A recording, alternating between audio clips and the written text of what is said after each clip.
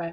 Yeah. We really, the reason for this is we're getting a lot of people connecting and talking to us about starting new roles next year.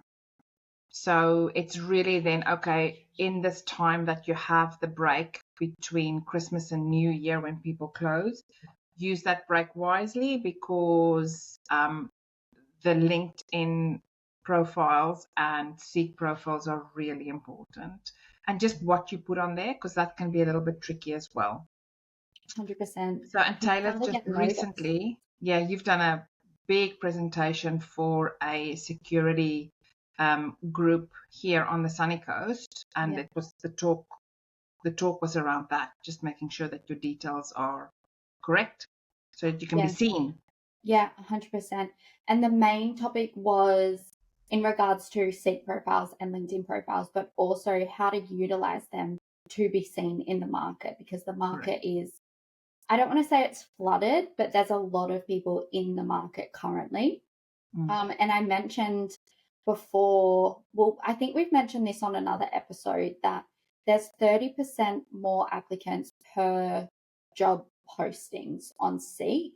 So it is more important now than it probably ever has been to make sure that your LinkedIn and Seek profiles are at the level where you are getting seen and you are getting people reach out to you rather than you reaching out to the company, Yeah. kind of thing. Like you want recruiters to come to you for jobs, but Correct. you And also you do need to do the basically, hard work to correct. You've get a got the job. streams that you run that you can basically automate, and they can just run in the background for you. Yeah, And the streams really are reaching out to your own network, connecting with people there. yeah, That's an active one. And then applying for roles on Seek, that's an active one. But the passive ones that can just run in the background is your Seek profile, because we go look for your resume and your suitability for a role. And LinkedIn is the same. yeah, So really that those are the two passive streams that you can just automate. The other ones are pretty active, and you've got to put in the time and the effort continuously. mm, I had a call yesterday when I spoke with a candidate that's finishing up a contract, and she said to me, "Oh, I've got my LinkedIn profile updated." And I said, "What about your Seek profile?" And she's like, "Do people still use Seek? Like, is that still a thing?" Which that was a really interesting comment for me, because I've never thought that it's not a thing. yeah, And once I explained to her, she thought a lot of the recruitment is being done through LinkedIn. So as long as her LinkedIn profile is up to date, she's got it covered, yeah, which is true to an extent. But Seek is still very much a platform that's being used. So once I explained to her how the four streams just run next to each other, she was like, "Of course, I'll do a Seek profile." And we've spoken about how to do your Seek profile to make sure that you've got the right details, make sure you've got the right CV on there. But yeah, that was an interesting comment from a candidate, yeah, which I wanted to mention here this morning to say, don't forget about Seek. It's yeah. still very relevant and still very active, because that's a database that we use. I'm on there on a daily looking for Yes, people. correct. Senior accountant, shout out on the sunny coast. If you're there looking for jobs, come see me. Yeah, we use it on a daily basis for hours on end. It's like an unlimited resource of candidates, basically. Correct. Yeah, and people who aren't on LinkedIn are more likely to be on Seek, and then vice versa. Like Correct. most people who are on LinkedIn are usually on Seek as well, but yeah, you do get the odd you're on Correct. one or the other, not both. Yes, correct. And that's just another touch point that you would have Yeah. for somebody to reach out. Now, the other question that was asked was, this candidate had her experience, she's a senior candidate, and had experience in quite a few areas, relevant areas, but just slightly different. So she could apply for, let's say, for instance, project management roles. She could also apply for business analyst roles. She could also apply for change management roles. So there's a bit of an angle to all the areas that she can apply for. And her question was, what do I put on Seek? what CV do I put on Seek, and what's the profiling that I put on LinkedIn, which is a really great question because you can only put one profile and one resume on Seek. I don't think there's a one answer that fits the whole thing, but I think the one that covers most is try and put your general CV that Yep. covers change management, project management, and business analysis on Seek, and mirror that one on LinkedIn. On LinkedIn, you can put in your title the roles that you've either done or that you're interested in. So it does give the reader a bit of a direction as to what you're interested in. Seek does not do that necessarily, but you can do that on your resume. Under your name, you can say project management, program management, change management, or whatever, so that if we're looking for a change manager, that your details at least come up in our search. Yeah. But Instead also of, with that, utilizing the skills correct. section too Yes. on both Seek and And LinkedIn. LinkedIn. Correct. Yeah. Yes. On That's Seek, you part of can the, choose up to 50, yeah. and you don't have to use all 50. Just make sure it's relevant. But that's another big thing that people don't realize, that there is a skills section that you can use those keywords. Yeah. So you're basically guiding the user, which is us, and the internal recruiters, guiding them to your resume, and you guide them via keywords and the skills drop down, which is a keyword. That's what we search on, keywords. And that's always, doesn't matter if that's Seek or LinkedIn or your resume, our database Seek, it does not matter. We use keywords to search. So if those keywords aren't in your resume, then you potentially won't come up on the search and won't even be considered. The follow-on to that then is, if you do make a connection via your general resume, when you speak to the recruiter, internal or external, and it's a specific role within project management, say to them, hey, that's my general CV, but I have a resume that's a little bit more focused on the project management work that I've done. Use that resume. Do not put the general resume through for a specific job. Very, very important. Yeah. 100%. And when you're applying to a role, do not use your general resume. Use your specific resume. This is just your profile on Seek and LinkedIn. But if you're applying actively, use the resume for that specific role. Yeah, 100%. Also, just quickly touching on that, say if you're a project manager or something like that, but you've done business analyst over 10 years ago, maybe not give us a business analyst resume, because the only experience will be from 10 years ago. So also keeping in mind of when's the last time you actually performed duties of that specific job, and also in the specific skill set that they're looking for, when's the last time that you performed that specific skill set on that CRM or ERP or things like that, because things do change quite rapidly in the industry. So also just keeping that in mind when you are doing a specific resume for a job. And also, you're competing with candidates that are currently business analysts. So that's the competition that you have. Yeah. So if you're drawing from experience 10 years ago, you're competing against a candidate that's currently doing it. There's no competition there. Yeah. Like you will be ruled out immediately. So it's probably play to your strengths. Yeah. 100%. Yeah. And if you say I have the skill set and you get contacted by a recruiter, internal or external, and they ask, where have you done this? And you start referring them to 10 years ago, that's wasting everybody's time. Don't do that. Try and keep as relevant as possible. Yeah. Yeah. Another big one that I got a few sort of aha moments with people when I had the talk last week was there's actually an option to turn your visibility on or off on Seek.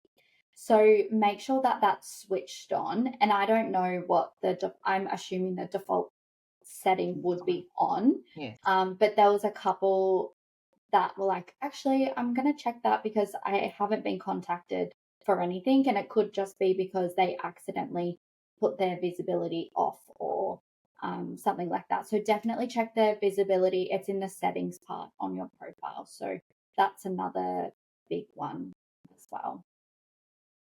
I think if you fill in every section on your Seek profile, it ranks you higher as well. So just ask what it's doing and you'll rank higher in profile, and keep it updated. If you've got an updated resume or you've started a new job, just keep that updated as well.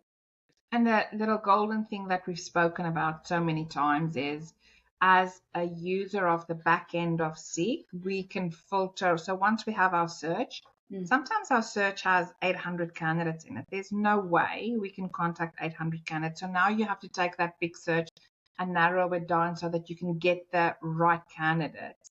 So even if you have it down to 50, I have a drop-down option to say, show me who's recently updated their resume, recently, like in today, this week, the last 3 weeks, 3 months, 6 months, 12 months. I order it by who's updated today and this week, because that's telling me that you're looking for work, you're active.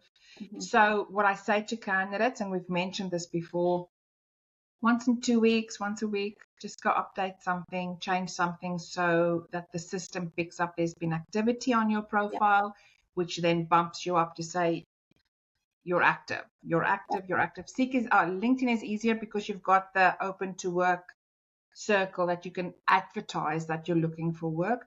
On Seek, that's almost a way to advertise, hey, I'm actively looking. Yeah.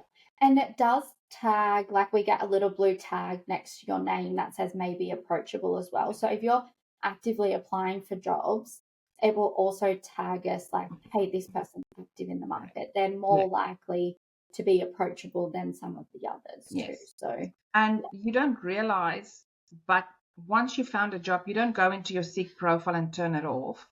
Most people just leave it. So that profile sits there until you use it or when you need it again for the next role. And that could be 12 months. That could be 2 years. So we see all of that. And that's why we filter down to make sure that we're speaking to the candidates that are actively looking, so that the time invested is good time invested. Try and find the right candidates. 100%. I think that's all for Seek. We wanted to do a bit of a practical. So if 2025 is the year you're going, it's time for a change. It's time to get that next role. This is a little bit more practical. Use the break. I know it sounds boring, but once the new year kicks off and it's January, then it gets put to the back end in the priority list. It just goes down and down and down. But also, like, don't forget about your LinkedIn profile. I feel like a LinkedIn profile it's like social media for work. Everybody looks at your LinkedIn profile, whether it's updated or not. Like, I would say 9.5 times out of 10, probably. If somebody applies for a job, I'll look them up on LinkedIn as well. So, with that, make sure it's nice and clean and polished and it has all the right things in there. But also, there's probably 9 key things that you probably should be doing on LinkedIn or have on your LinkedIn profile. And the first one's a photo. Make sure that your profile photo is professional and it's clear. I think having a profile photo does boost your visibility as well. It looks more professional having a photo on there. And I do understand that some people may not want their photo out into the universe, which is fine. But if you are looking to get into those professional roles, maybe consider adding and LinkedIn, not on a resume, but LinkedIn, that's sort of the space that you play in on that platform. And when we put candidates forward to clients, we include your LinkedIn profile Yeah. on the application. Even if you don't have it in your resume, that's part of our cover letter Yeah. to say, here's the LinkedIn profile. And if your LinkedIn profile, like Taylor said, is not up to date, we will get you to make sure it's up to date Yeah. because we refer the client to that. And they go and do their research. So Yeah. that's a really important point. Yeah. And I think the next one would be like a headline. So like you've got your name and then you've got like a headline. So use keywords that like describe sort of your expertise and what you can offer. Or if you're a student, add like what you're passionate about, what you're wanting to do. Yeah, just like a headline that kind of summarizes everything Yeah. in a few words. Yeah. And Because that's what then, we see when we do a LinkedIn yeah, search. We basically see your photo, your name, where you're based, and then the headline. And that's it. yeah, We've got to click into that profile to then see the rest of the details. yeah, But that headline has to entice us to go, okay, I want to explore this further. 100%. Mm. Yeah. And then an about me section. I think that's really important as well. And it doesn't necessarily have to be like exactly what's on your resume. Like you can put a little bit of like fun into it, like Personality. who are Yeah. you as a person Yeah. kind of thing, like make it engaging, informative, but you can also play around with it a little bit. You can be like yourself on LinkedIn and stuff, and I know that sometimes it's hard to get yourself across on a resume, but LinkedIn's the space where you can, you know, be that little bit more creative and um, yeah, like do what you're passionate about. Who are you as a person? Mhm. I think that's important as well because again, that kind of paints a picture too. And then a lot of people don't utilize the skills section on LinkedIn either. So a top skills section is really important. So that comes under the about me section. So bang straight away we see photo, headline, about me, and skills section. Yeah. So you can select 5 of those. So if you're a business analyst, project manager, if you're I don't know what's on mine, IT recruitment, that sort of space, Yeah. utilize that. But then the other feature that not many people utilize is a featured section. So if you have like portfolio links or samples or articles that you've written into or contributed or been featured in, you can Yeah. actually tag them as featured. And again, it just elevates your profile that one more because they can see Yeah. the good stuff, Yeah. really. And it's really about painting the picture and creating a feeling Yeah. with your profile on LinkedIn. And yes, there is boundaries, but the boundaries, like Taylor said, is a little bit wider where you can get a Yeah. bit of personality across Yeah. as well. Yeah, those are great, Yeah. great. Education as well. List all your relevant certificates, not all of Not them. I not don't need to that know you that were the you, not yeah, time champion and the scouts in 2016 no, please. exactly. Or like you did a barista course back in the 90s. Like we don't need to see just the relevant courses. I know LinkedIn, their courses as well. I think that shows, especially if you are new to getting into an industry, I think it does show that you are willing to do the Yeah, things outside of work too. yeah, So only if it's relevant. Um, and then again, it's just like your experience. So same as your resume, you really need to make sure that your resume, Seek profile, and LinkedIn profile, the work yeah, experience yeah, all matches up. yeah. So if one's totally not the same as the other, it then starts to think like, okay, red flag, Why? yeah, why? Why Mm, isn't it the same? What's happened? He's got this place here, but not this place there, and that doesn't exist. And yeah, so just make sure that's all streamlined as well. Again, utilize the skills section in there as well. You can select the skills or you can do like a short summary. Um, just a really short one. We don't need everything yeah, that's on there too. And another one that will two more really recommendations, you can actually request testimonials from leaders or other people in the field yeah, or people that you've worked with, colleagues, things like that. So you can recommend there, and then they can also endorse your skill section as well. I mean, it's just a little thing, but it might make all the difference. Like it could be between you and somebody else, and they might check that you've had really good recommendations or things like that. And again, it just elevates your profile too. And then the last one is just how to like utilize the network. Start connecting with people. Start interacting with people. Comment. Create your own posts. It's kind of like a professional, personal brand that we're trying to make, and that professional brand could get recruiters like us knocking on the door, being like, hey, we've seen that you've been putting up some really great stuff. Let's have a chat, or something like that. So use LinkedIn as like a personal brand. You can have a little bit more fun, but still keep it quite professional, but you can show off a little bit more of your personality through there. Yeah, those are all great things. So Yeah. hopefully that inspires, or not inspire, that's not the right word. Who's inspired to do a profile on LinkedIn? That's not inspiring. But hopefully that creates that the mountain is not such a big mountain. It's a hill. And once you've done that, you can literally set and forget, except by just with Seek just updating every so often just to have that activity on your account. But it can run in the background for you. And it's definitely two platforms that we use on a daily basis. 100%. And there's thousands and thousands and thousands of other people who utilize it as well. And Correct.